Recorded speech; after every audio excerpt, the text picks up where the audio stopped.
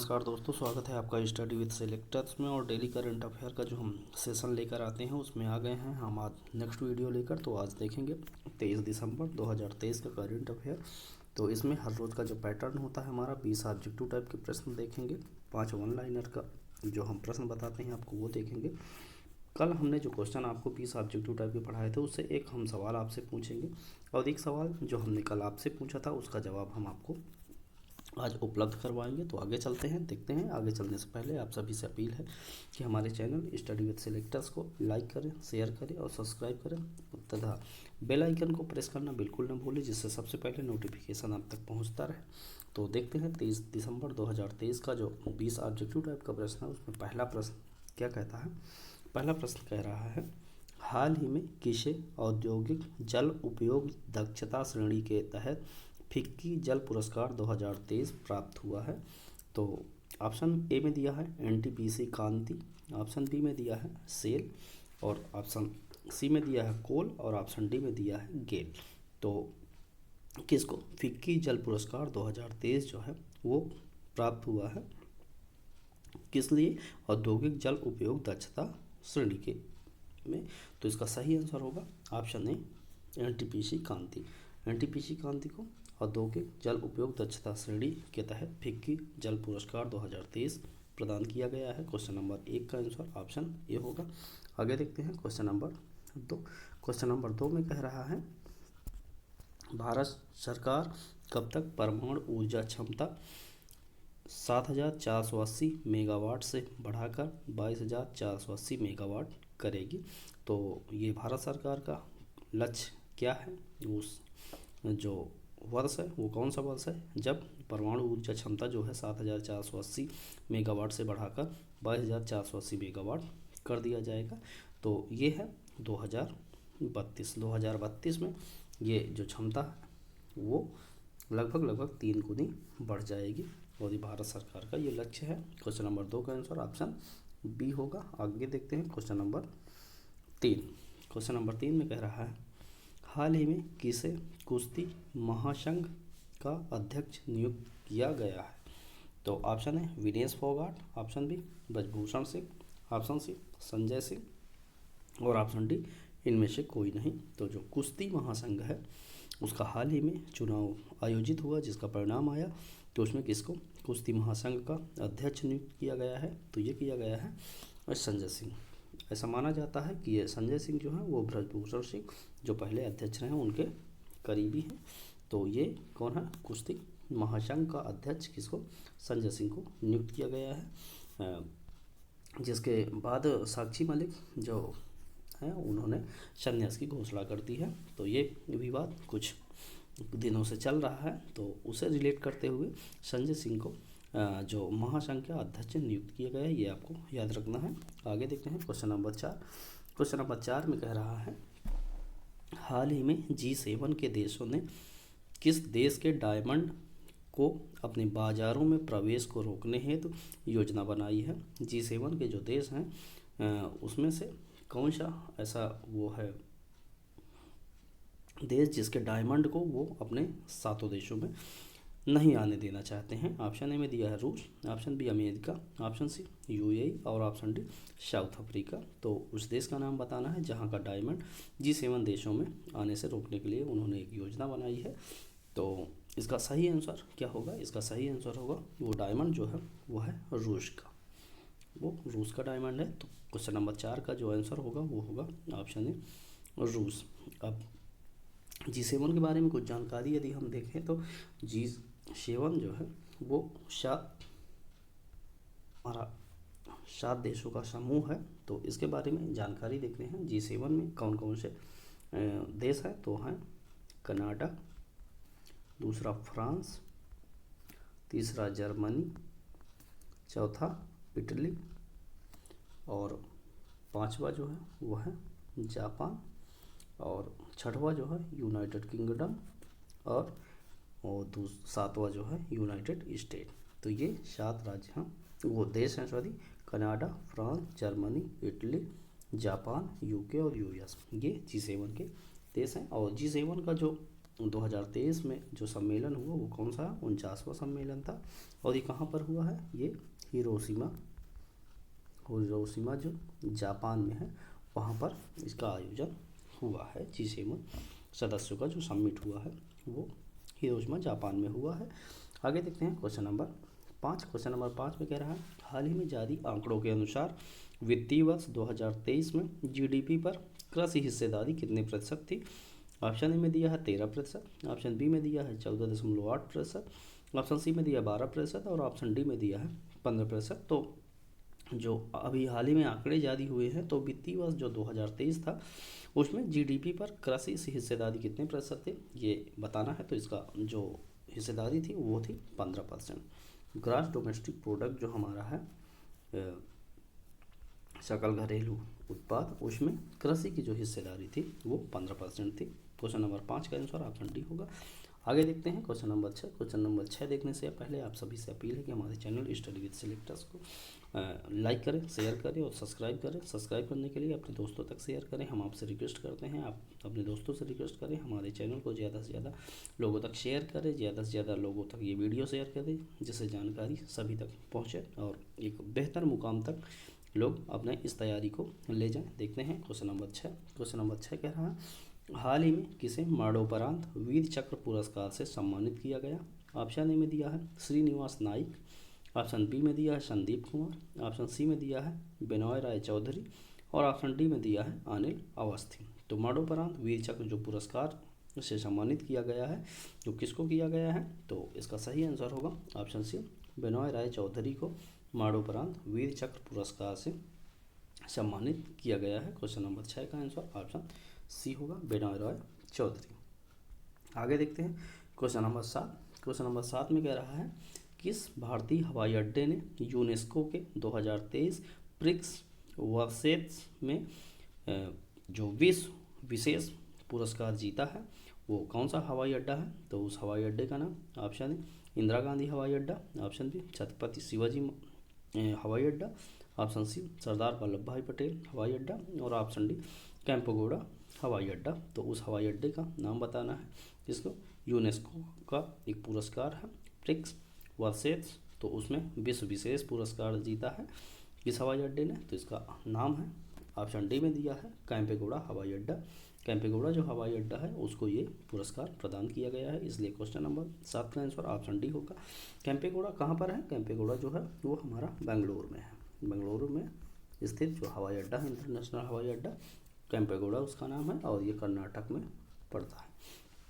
Option C Sardar Vallabh भाई पटेल जो है ये कहाँ पर है? ये आपको जानकारी होनी चाहिए, अहमदाबाद में है, गुजरात राज्य के अहमदाबाद में है। और छत्रपति शिवाजी महाराज जो टर्मिनल है वो कहाँ पर है? ये है महाराष्ट्र के मुंबई में।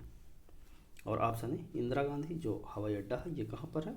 ये आपको नई दिल्ली में है। तो ये क्वेश्चन नंबर 7 का डिटेल हमने देखा। आगे देखते हैं क्वेश्चन नंबर 8। क्वेश्चन नंबर 8 में कह रहा है हाल ही में संस्कृत भाषा के लिए साहित्य अकादमी पुरस्कार 2023 किसे प्रदान किया गया है? ऑप्शन ए में कह रहा है संजीव, ऑप्शन बी में कह रहा है अरुण रंजन मिश्रा और ऑप्शन सी में कह रहा है विनोद जोशी और ऑप्शन डी में नीलम शरण गौर। तो संस्कृत भाषा के लिए साहित्य अकादमी पुरस्कार जो है वो किसको प्रदान किया गया है?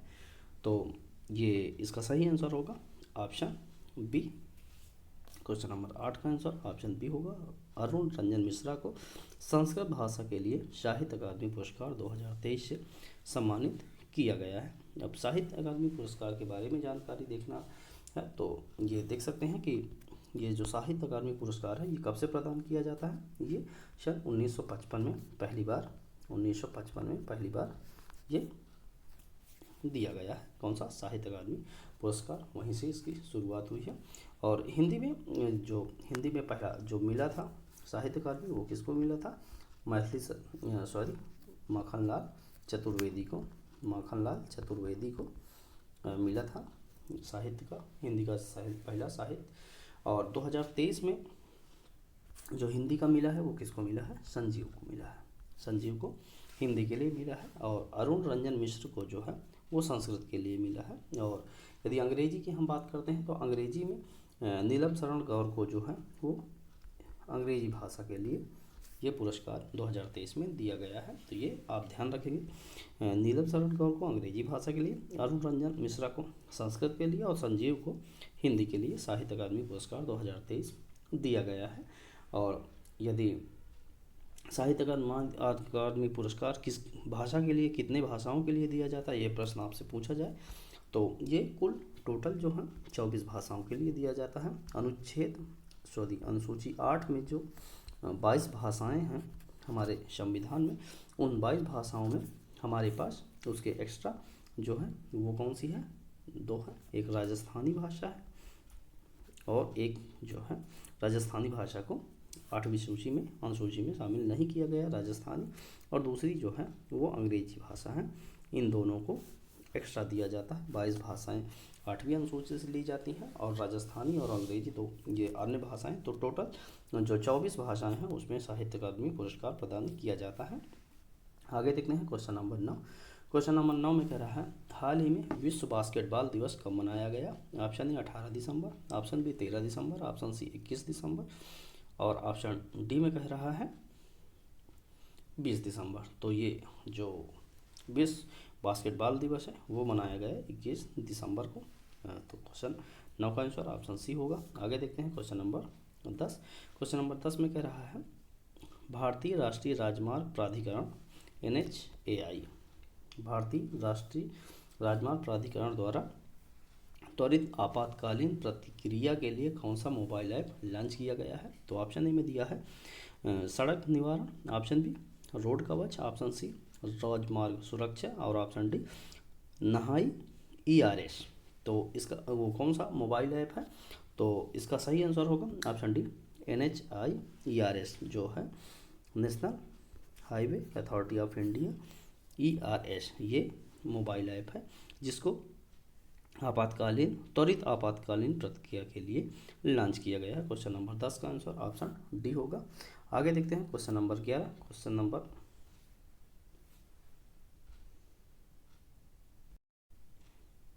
क्वेश्चन नंबर 11 देखने से पहले आप सभी से अपील है कि हमारे चैनल स्टडी विद सिलेक्टर्स को लाइक करें, शेयर करें, सब्सक्राइब करें और वीडियो पसंद आए तो अपने दोस्तों तक जरूर शेयर करें। हाँ, इस वीडियो को जब हम जिस PDF से पढ़ा रहे हैं, इस PDF को पाने के लिए डिस्क्रिप्शन में हमने जो टेलीग्राम का लिंक दिया है वहाँ पर जाके आप इसको टेलीग्राम जैसे ही ज्वाइन करेंगे वहाँ पर आपको ये हर रोज़ की PDF फ्री ऑफ कॉस्ट एकदम अवेलेबल हो जाएगी।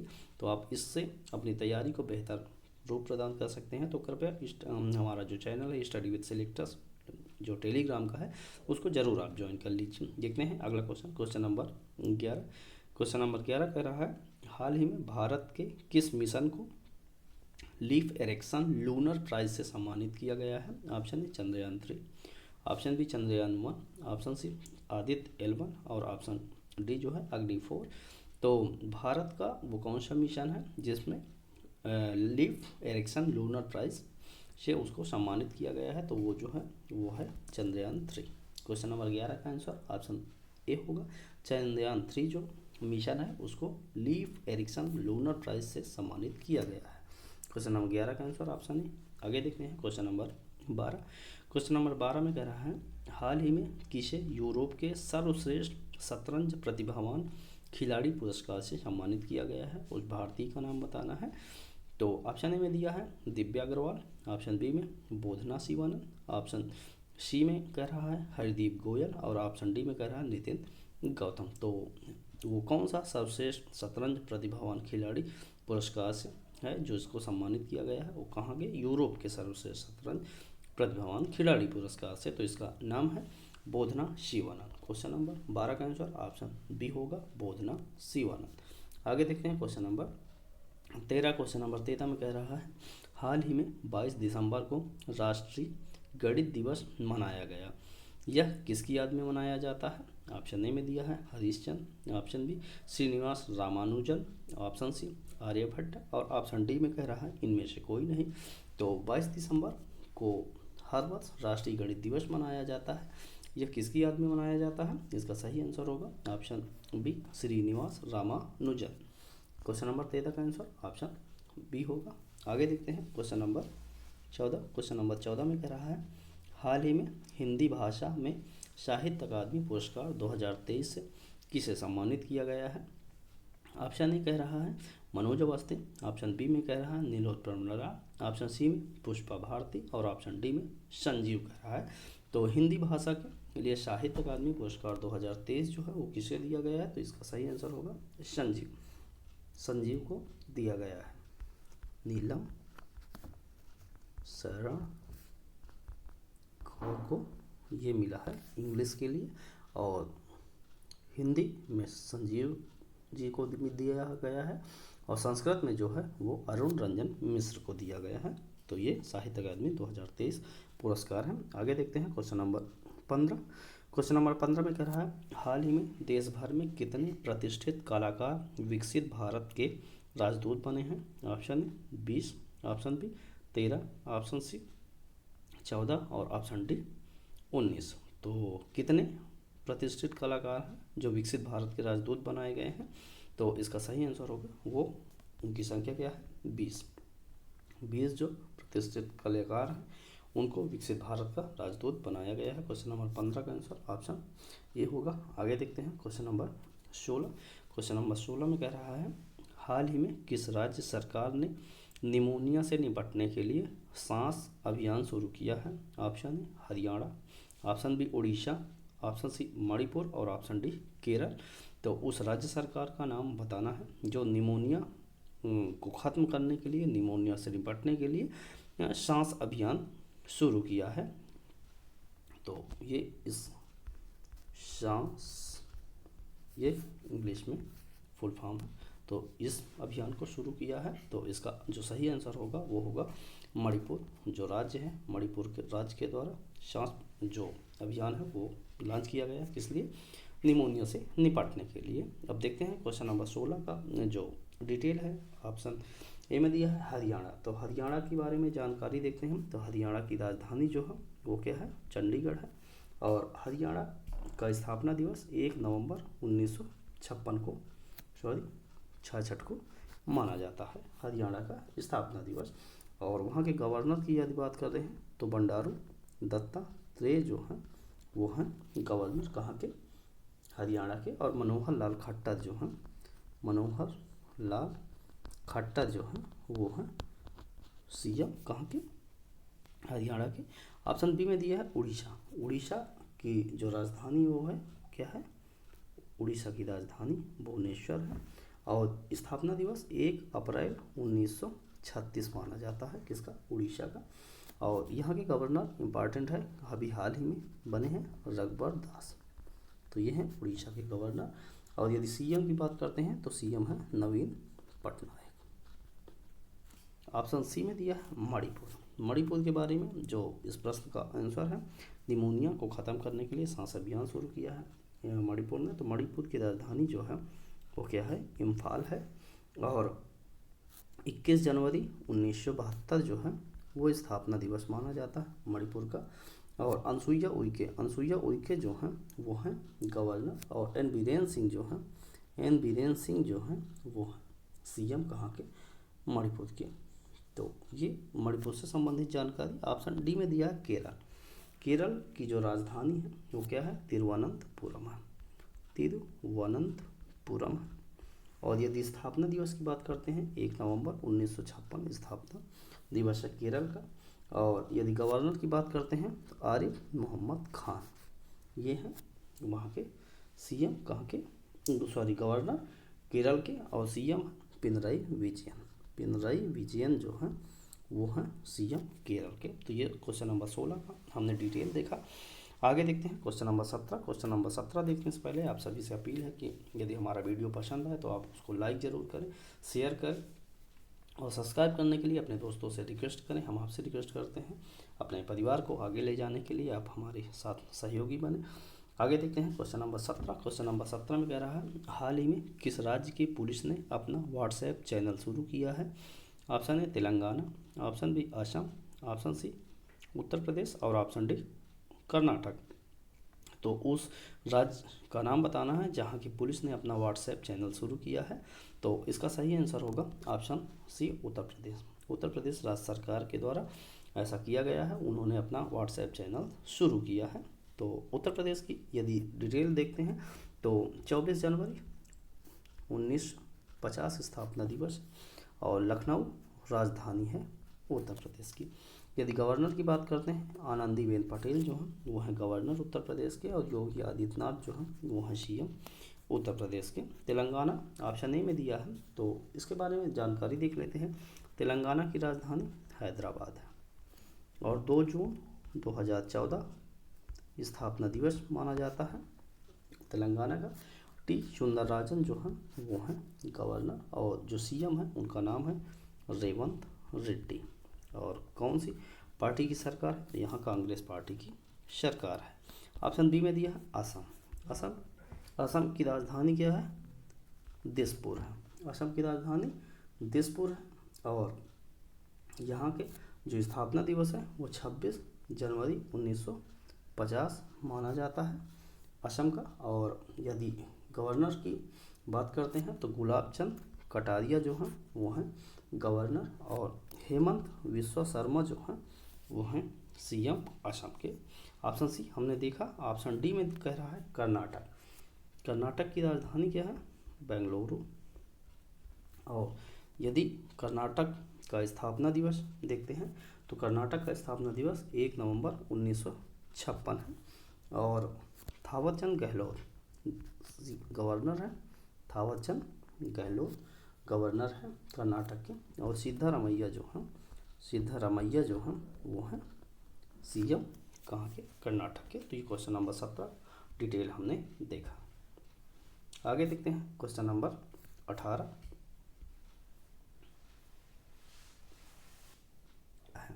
कौन सा? गीता महोत्सव कहाँ शुरू किया गया है? Option A Rameswaram, option B Ooty, option C Kurukshetra, और ऑप्शन डी हिसार। तो ये जो गीता महोत्सव है वो कहाँ पर शुरू किया गया है? तो ये शुरू किया गया है ऑप्शन सी कुरुक्षेत्र में। क्वेश्चन नंबर 18 का आंसर ऑप्शन सी कुरुक्षेत्र में ये चुना गया है जो गीता महोत्सव का स्थान। आगे देखते हैं क्वेश्चन नंबर 19। क्वेश्चन नंबर 19 में कह रहा है हाल ही में किसे सलाम बॉम्बे फाउंडेशन के लिए स्वास्थ्य राजदूत नामित किया गया है?